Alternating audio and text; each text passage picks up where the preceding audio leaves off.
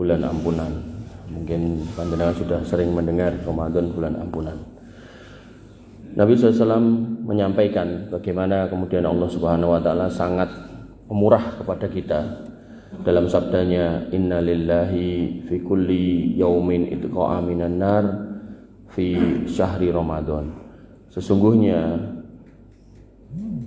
Allah membebaskan beberapa orang, artinya banyak orang, enggak cuma satu, dari api neraka pada setiap hari di bulan Ramadan. Bahasa gampangnya, akan ada setiap hari orang-orang yang dihapus dari daftar calon penghuni neraka. Wa inna likulli muslimin da'watan yad'u biha fayastajibulah. Dan setiap muslim, orang beriman, orang Islam, artinya bukan enggak berlaku buat yang bukan Islam itu. Ini untuk orang Islam saja khusus. Itu setiap hari doa yang diminta itu akan dikabulkan. Apapun.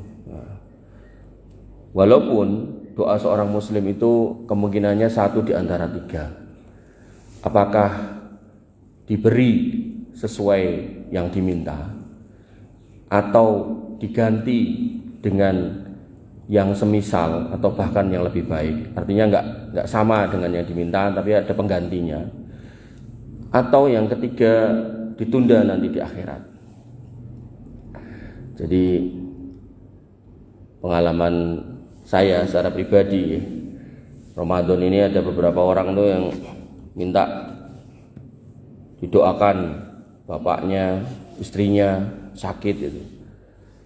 Ya kemudian saya bilang sama beliau-beliau itu, nanti di majelis kan kadang ada kajian buka puasa gitu-gitu kan.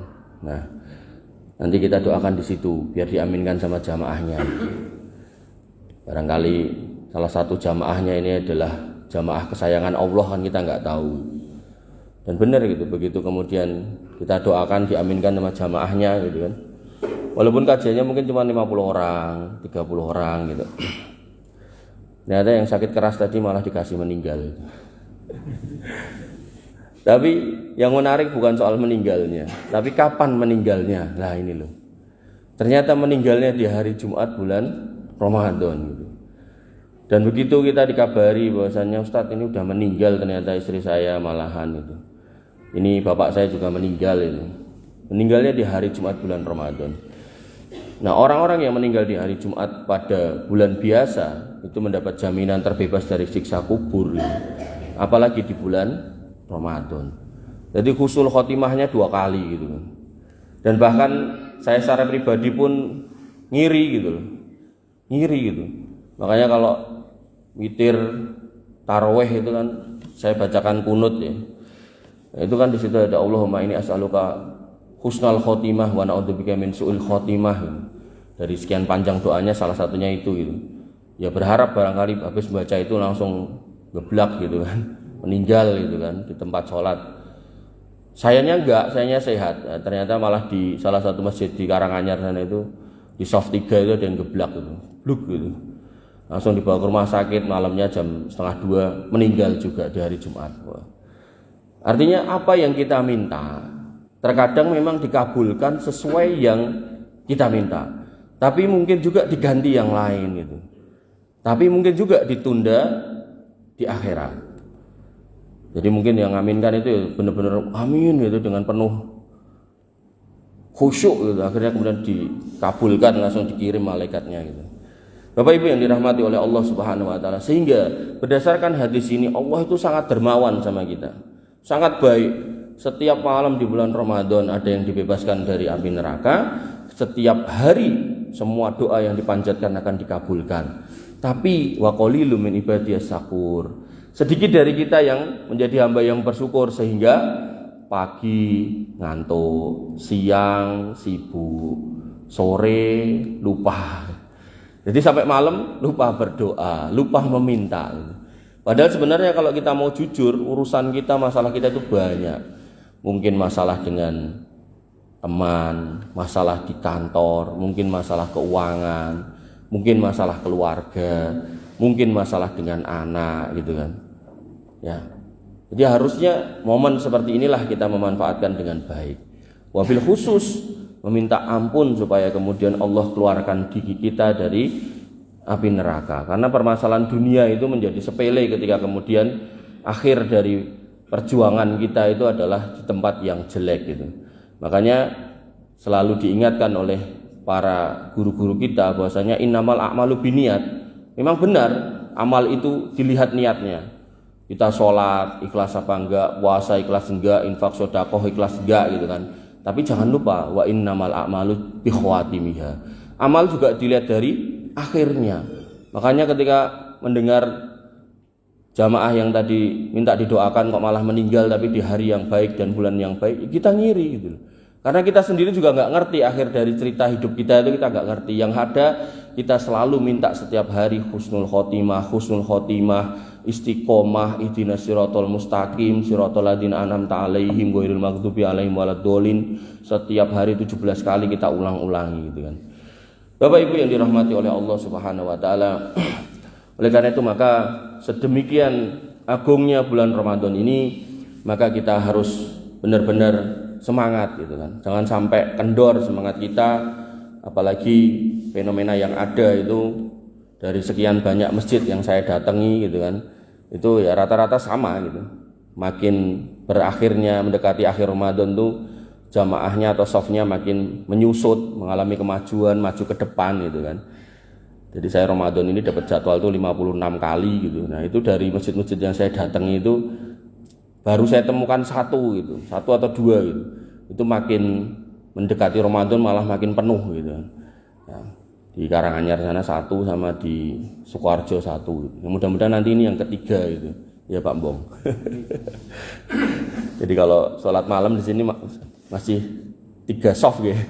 Ya, mudah-mudahan nanti penuh sampai belakang makin terakhir. Bapak Ibu yang dirahmati oleh Allah Subhanahu wa taala, karena Allah mengobrol ampunan, maka kita juga harus tahu dari sisi mana Allah akan mengampuni. Nah, dengan cara seperti apa Allah mengampuni? Maka Nabi SAW bersabda, man shoma ramadanan imanan wahtisaban ghufira lahu ma taqaddama min dzambi. Nah, mungkin ini panjenengan juga sudah hafal gitu kan. Maka barang siapa yang berpuasa di Ramadan dengan iman, walaupun kita enggak dengar langsung firman-Nya dari Nabi Muhammad SAW, kita imani gitu kan. Kemudian ihtisab, minta pahala hanya kepada Allah Subhanahu wa taala. Enggak usah kemudian menanti pujian siapapun. Nah, yang kita tunggu adalah jaza dari Allah Subhanahu wa taala. Maka ketika kita melakukan dengan sepenuh hati, dengan sepenuh iman, maka Allah menjanjikan ghufira lahu ma taqaddama min dzambi. Dosa yang lalu akan diampuni.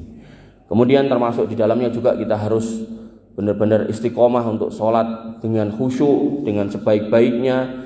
Karena Nabi SAW bersabda dari Hudzaifah radhiyallahu anhu, fitnatur rajuli fi ahlihi wa malihi wa waladihi. Bahwasanya seseorang itu ketika mendapatkan cobaan atau mendapatkan masalah atau mendapatkan dosa karena urusan dengan keluarganya, hartanya atau anaknya gitu kan. Maka tukaffiruha as-shalah was-siyam was-shadaqah wal amru bil ma'ruf wan nahyi 'anil munkar. Maka salat, puasa, sedekah dan kebiasaan yang ngajak yang baik dan mencegah yang buruk itu bisa menjadikan ampunan atas masalah-masalah yang terjadi antara dirinya dan keluarganya dan kemudian anak-anaknya serta kemudian dengan hartanya gitu. Jadi mungkin kita masalah sama saudara, ada dosa timbul, dengan sholat itu kemudian Allah ampuni. Kita mungkin ada masalah sama anak kita, sama istri kita, kemudian timbul dosa, maka dengan sedekah Allah akan ampuni. Mungkin kita makan di warung soto, ngambil tempe 5 tapi ngomong 3 gitu. Tapi ingatnya 3 gitu. Tapi nek sengaja ngomong 3 padahal ingatnya 5 dosa gitu. Tapi ingatnya 3 gitu. Padahal sebenarnya 5, ingatnya 3, jadi enggak sengaja gitu. Maka dengan sedekah mudah-mudahan Allah mengampuni karena memang lupa gitu kan. Bukan lupa gitu, tapi lupa gitu. Maka sholat itu juga bagian dari yang akan mengampuni dosa kita. Kemudian termasuk di dalamnya adalah tarawih, sholat malam. Memang bunyi hadisnya adalah man qoma ramadhana imanan wa ihtisaban ghufira lahu ma taqaddama min dzambi. Barang siapa yang qiyam lail gitu kan pada bulan Ramadan dengan penuh keimanan dan ihtisab mengharapkan pahala, maka Allah akan ampuni dosanya.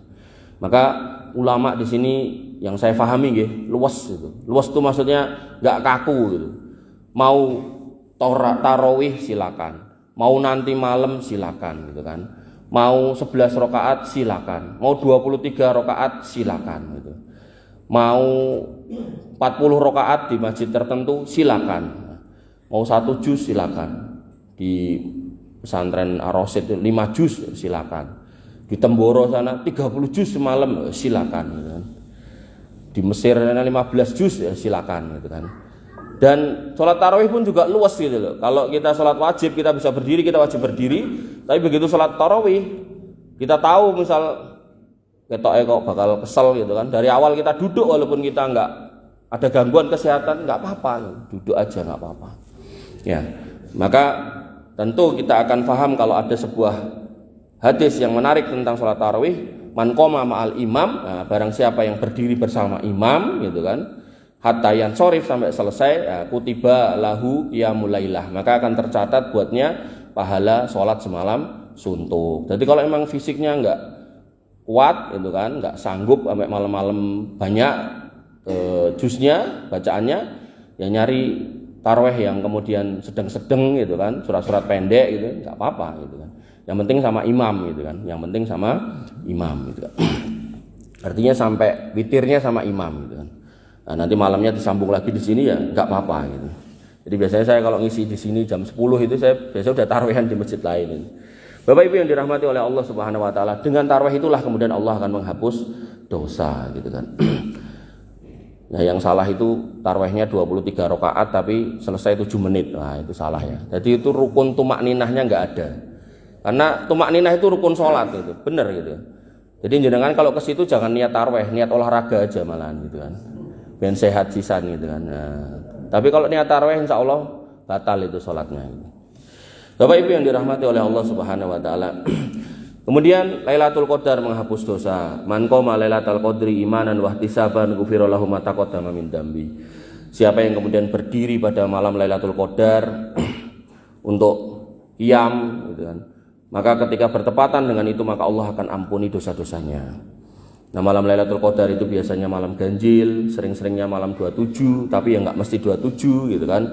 Maka kalau kemudian kita pas malam-malam ganjil itu malah nyun sewu nggih, ngambil bantal gitu kan, kasur guling, kemudian berdoa bismika Allahumma ahya bismika amut gitu kan.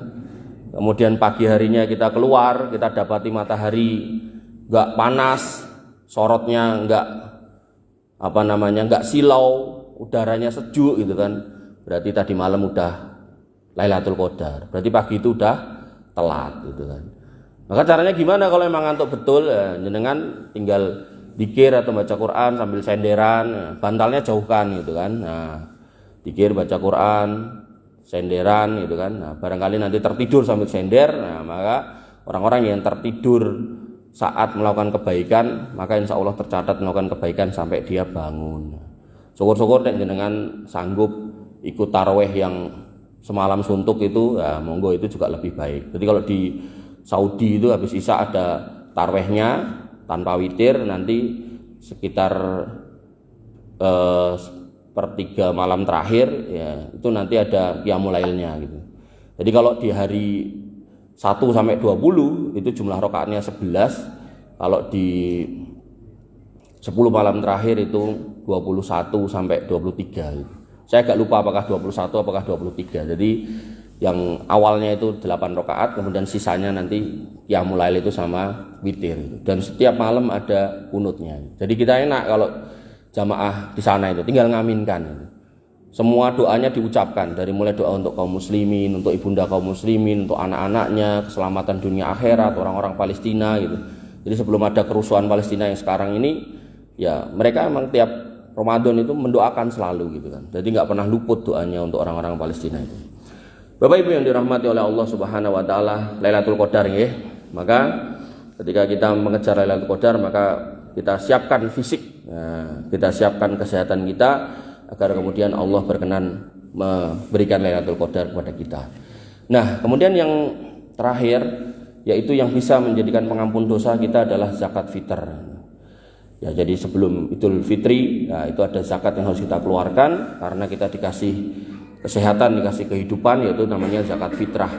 Nabi SAW bersabda dari hadis Ibnu Abbas bahwasanya Ibnu Abbas mengatakan, farada Rasulullah SAW zakat al-fitr. Nabi SAW mewajibkan kepada kaum muslimin zakat fitr tuhrotan lis-shaim minal lagwi warrafas, sebagai bentuk mensucikan, membersihkan orang-orang yang berpuasa dari senda gurau dan rofas, kata-kata yang jelek itu. Mungkin pas poso miso-miso, mungkin poso-poso malah dolanan gaple, ya, domino, ya, itu kan. Walaupun niatnya cuma buat ngisi waktu luang gitu kan, tapi hakikatnya itu menyia-nyiakan yang mungkin juga bernilai dosa, maka bisa disucikan dengan zakat fitrah gitu. Kemudian ini yang menarik, wa to'matan lil masakin min adzaha qabla as-shalah fahiya zakatun makbulah, man adaha qabla shalah fahiya zakatun makbulah. Jadi zakat fitrah di sini dikatakan bahwasanya itu adalah haknya orang miskin. Jadi jangan sampai zakat fitrah kita ngumpul banyak terus dijual buat bangun masjid, nggak boleh. Jadi zakat fitrah itu haknya fakir miskin saja. Jadi amilnya pun nggak ada hak di situ. Karena jelas bunyinya di sini lil masakin. Nah, ada orang miskin dan ada orang fakir. Bedanya orang miskin sama orang fakir, orang miskin adalah orang yang punya kerjaan tapi nggak cukup buat menghidupi dirinya. Di misal ada suami istri, punya anak 7, gajinya UMR 2 juta misal gitu. Nah, itu jelas kelihatan, misal satu anaknya ini sehari habis 50.000 kali 7 udah 350 kali 30 udah ketemunya udah 9 juta. 9 juta kurangi 2 juta masih minus 7 juta. Berarti ini orang miskin walaupun punya kerjaan gitu kan. Nah, adapun orang fakir, orangnya nggak punya kerjaan. Nggak punya kerjaan bukan nggak mau kerja, beda. Ada orang nggak mau kerja, itu ada, sehat, waras, seger waras tapi nggak mau kerja itu. Nah, itu pemalas itu. Nah, maka orang fakir ini orang yang kerja. Ya, mungkin dari pagi berangkat bar subuh pakai seragam hijau gitu kan, atau oranye atau kuning gitu. Gojek maksudnya. Ngapunten kalau ada tukang Gojek gitu. Pulangnya menjelang maghrib gitu kan, tapi cuma dapat 20.000. Nah, padahal punya anak istri. Ya. Maka ini orang yang kemudian termasuk kategori masih miskin gitu kan. Nah, orang yang fakir ini orang yang mungkin di PHK atau mungkin orang yang sakit nggak bisa kerja gitu kan, orang yang mungkin sudah tua nggak bisa kerja gitu kan. Maka Islam mendorong kaum muslimin untuk peduli dengan tetangganya, sampai Nabi SAW mengatakan la yu'minu ahadukum, nggak sempurna iman kamu ketika kamu bisa tidur kekenyangan tapi tetangga sebelah rumahmu, kiri kananmu, sebelah masjidmu itu adalah orang-orang yang kemudian nggak bisa tidur karena kelaparan gitu. Maka di dalam hadis yang lain itu banyak faedah menyelamatkan orang-orang miskin, banyak faedah membantu orang-orang miskin, sampai Nabi SAW mengatakan as-sa'i alal armalati wal miskin kal mujahid fisabilillah.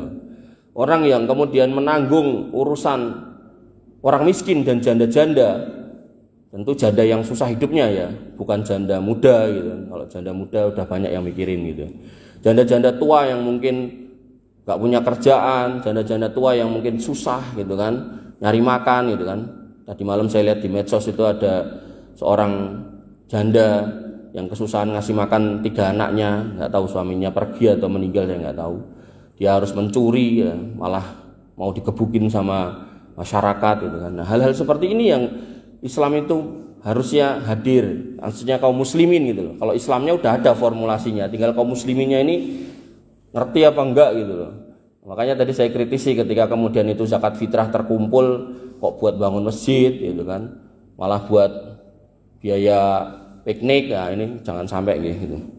Maka di sini dikatakan Nabi SAW itu untuk orang-orang miskin, man addaha qabla shalah fahiya zakatu makbulah. Maka kalau ditunaikan sebelum sholat, jadi maksimal itu sebelum sholat. Jadi kalau sholatnya misal jam 6 ya, pada subuh ini masih bisa dikasihkan gitu kan. Jenengan titipkan ke takmir tertentu bisa, atau jenengan serahkan sendiri langsung ke mustahiknya bisa. Jadi sebelah rumah jenengan jelas-jelas wong ra duwe gitu kan, Misal jenengan mikir nek tak titipi masjid kono sing adoh kurang karuan kebagian, maka jenengan antarkan sendiri itu juga enggak apa-apa gitu kan. Nah, maka kalau itu ditunaikan sebelum salat maka itu dihitung sebagai zakat. Wa man addaha ba'da shalah fahiya shadaqah minas shadaqat. Barang siapa yang kemudian menunaikan setelah salat Id gitu kan, maka itu cuma dihitung sebagai sedekah gitu. Bapak Ibu yang dirahmati oleh Allah Subhanahu wa taala, terakhir nggih, bahwasanya karena Ramadan ini adalah bulan obral ampunan dari Allah Subhanahu wa taala. Allah itu Maha Pemurah gitu. Ayo kita selamat ke songon rokok gitu kan. Ayo kamu minta apa aja tak kabulkan gitu kan. Tapi ya tadi itu ada orang yang kemudian paginya ngantuk, siangnya sibuk, sorenya lupa gitu kan. Malamnya enggak kelingan gitu. Kemudian tidak memanfaatkan untuk minta ampun, kemudian tidak memanfaatkan untuk berdoa, padahal misal sambil naik mobil bisa istighfar, sambil naik motor bisa istighfar, mungkin sambil ngantri apa bisa istighfar juga, mungkin sambil nunggoni nopo gitu kan, entah mungkin nunggu antrian apa, sambil duduk jenengan bisa doakan putra-putra kita, putra-putra jenengan gitu kan. Miris saya kalau lihat di medsos, di TV gitu kan, anak-anak muda pada tawuran gitu kan. Awalnya ya latihan pakai sarung diwel-wel ujungnya gitu kan. Nanti lama-lama ujungnya itu yang penol itu ditambahi watu gitu kan. Nah, terus kalau sudah terlatih saya kira golek celurit gitu kan. Nah, ya itu benar-benar terjadi, tinggal dicari aja di medsos banyak. Maka tentu kita harus mendoakan mereka. Termasuk sifat ibadur rahman, hamba Allah ar-Rahman itu dikatakan mereka berdoa Rabbana hablana min azwajina wa dzurriyyatina qurrata ayun waj'alna lil muttaqina imama. Kita berharap anak istri kita, pasangan kita, suami kita, anak kita menjadi qurrata ayun. Qurrata ayun itu tidak cuma semata-mata mukanya ganteng, cantik, pakaiannya indah, bukan. Qurrata ayun itu ketika kita temukan mereka dalam kondisi beribadah kepada Allah itu. Makanya kalau panjenengan ke masjid, nah, maka kita cari anak kita, ada enggak di sebelah kita? Atau kalau enggak di sebelah kita, di belakang kita ada enggak gitu kan. Jangan-jangan yang di medsos itu anak kita, naudzubillah. Ya, jangan sampai gitu. Maka kita doakan anak-anak itu, karena doa itu yang kemudian akan membantu mereka untuk kemudian lurus. Makanya kalau kita ingat kisah Nabi Yusuf, seorang Yusuf alaihissalam yang ganteng ketemu dengan Zulaikha yang cantik, idhammathu wa hamma biha. Dua-duanya jane yo pengen gitu kan. Tapi apa kata Allah, laula arro'a burhana robbi, karena bapaknya ini orang soleh yang selalu mendoakan anaknya, akhirnya dikasih burhan, dikasih penampakan gitu loh. Penampakan siapa ya? Penampakan bapaknya. Jadi seorang anak ini kadang ya nek kelingan bapaknya, kemudian dia malah menjadi baik karena bapaknya baik, mendoakan yang baik, maka insya Allah anak itu pun juga jadi baik. Tapi ada juga anak yang kemudian dikoneling ning bapaknya, kowe nyolong pelem awas tak kandhake pakmu lho.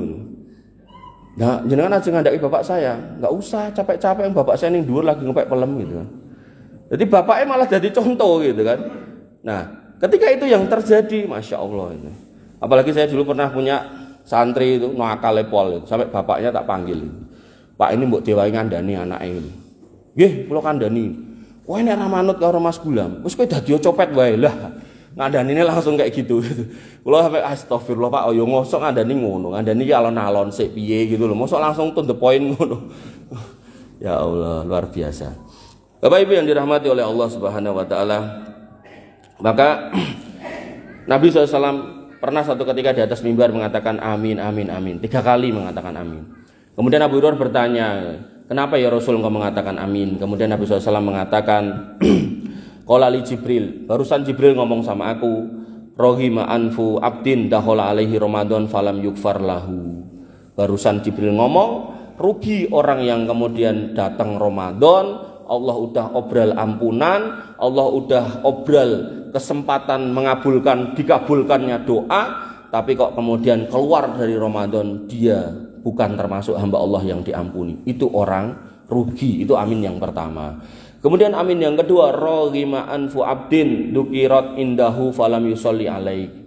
Maka rugi juga orang yang kedua ini, yaitu siapa? Orang yang disebut namamu wahai Muhammad, tapi kemudian dia enggak mau bersolawat. Rugi ya. Jadi solawatan yang benar itu ya ketika kita dengar nama Nabi Muhammad disebut kita solawat. Apakah pelan, apakah banter, apakah dalam hati, itu yang benar. Tapi nek sholawat jingkrak-jingkrak gitu kan, kayak Ali Gondrong itu nggak bener gitu kan. Karena Nabi nggak pernah nyontohkan kayak gitu. Ngoten nggih. Jadi sholawatan yang bener itu ya Allahumma sholli ala Muhammad, itu yang paling pendek, atau sholawat Ibrahimiyah sebagaimana di tasyahud, dan itu nggak perlu dijoget-jogetin seperti itu. Itu cukup ketika kita mau menggunakan itu sebagai zikir wirid silakan, atau ketika nama Nabi Muhammad SAW disebut kita jawab dengan Shallallahu Alaihi Wasallam, itu juga bisa mekaten yang benar. Kemudian yang ketiga, rohima anfu abdin adroka walidayhi au ahaduma falam yudhilhul jannah. Maka rugilah seorang anak, nih anak-anak nih, nah, rugilah seorang anak yang kemudian masih mendapati orang tuanya tapi tidak bisa menjadi sebab dia masuk surga. Karena orang tua ini adalah pintu surga, maka kalau kemudian disia-siakan, ya, maka pintu surga itu tertutup. Sampai ada seorang anak yang didolimi orang tuanya ini mungkin nek dum-dum ya ora adil, nek kemudian memperlakukan kejulur-dulure alus, nek ke dia mungkin kasar gitu kan. Dia pun bertanya kepada Nabi SAW ketika diperintahkan untuk berbakti kepada orang tuanya, dia bertanya, wa indolamahu, bagaimana halnya kalau orang tua itu mendolimi kami ya Rasul itu. Kata Nabi SAW, wa indolamahu, walaupun orang tuamu itu dolim, gak adil, ling dum-dum, sikapnya beda sama kamu, kamu tetap harus berbakti. Kenapa? Karena nanti hukumnya ketika dia mendolimi anaknya ada lagi sendiri, dan dia akan bertanggung jawab kepada Allah Subhanahu Wa Taala. Tapi anak ini tidak boleh kemudian menjadikan sebab itu untuk durhaka kepada orang tuanya. Oleh karena itu maka Nabi SAW pernah berbincang dengan Nu'man bin Bashir gitu kan, ketika kemudian Pak Bashir itu datang minta supaya kemudian membagi harta hibah. Nabi SAW diminta untuk jadi saksi, dan Nabi mengatakan, kau punya anak yang lain enggak selain si Nu'man ini? Punya gitu. Nek punya, sing bukain Nu'man untuk aku moh gitu. Karena nanti akan menjadi sebab anak-anakmu yang lain durhaka. Jadi Nabi tahu orang tua yang enggak adil itu menyebabkan anak-anak itu menjadi anak durhaka. Tapi dicegah ketika tercegah. Tapi begitu anaknya yang datang ngomong kalau orang tuanya dolim, maka Nabi SAW mengatakan, kamu tetap wajib berbakti sama orang tuamu. Dan ini nyata. Banyak, jadi beberapa orang itu datang ke saya cerita bapaknya nggak pernah ngurusin gitu kan. Begitu kemudian bapaknya udah tua, zaman dulu pergi sama wanita lain gitu kan. Begitu udah tua nggak bisa apa-apa, datang minta diopeni gitu kan. Tanya kepada saya, gimana Tat, orang seperti itu, padahal bapaknya gitu. Nah, apakah harus saya openi? Iya itu bapakmu, iya itu bapakmu. Nah tapi saya kalau ngeliat mukanya saya muak, saya pengen muntah, itu gimana gitu kan. Ya wis diopeni dari jauh.